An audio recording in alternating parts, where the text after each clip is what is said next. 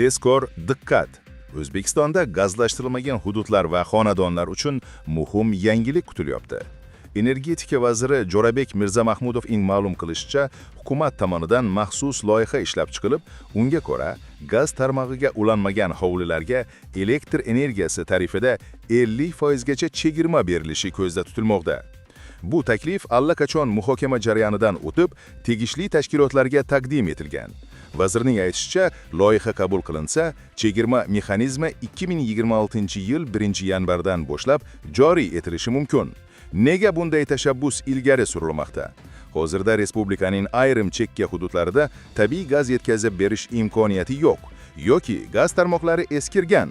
Aholi majburan elektr energiyasidan isitish, ovqat tayyorlash va boshqa ehtiyojlari uchun foydalanmoqda. Natijada elektr tarmog'iga katta yuklama tushmoqda. Shu sababli davlat tomonidan ana shunday oilalarga qo'shimcha yordam ko'rsatish rejalashtirilmoqda.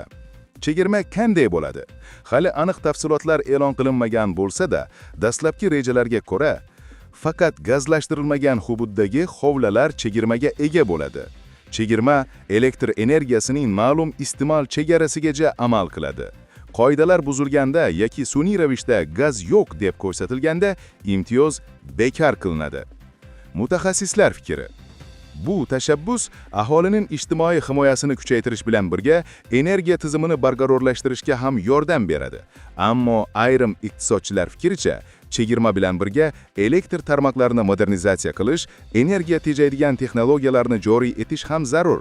Aks holda yuklama yanada oshib, svet o'chishlari ko'payishi mumkin. Muhim jihat: hozircha bu qaror rasman kuchga kirgani yo'q. Ya'ni bu hali loyiha shaklida.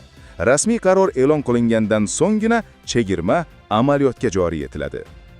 O'zingiz nima deb o'ylaysiz? Bu qaror aholining muammosini yechadimi yoki vaqtinchalik chora bo'lib qoladimi?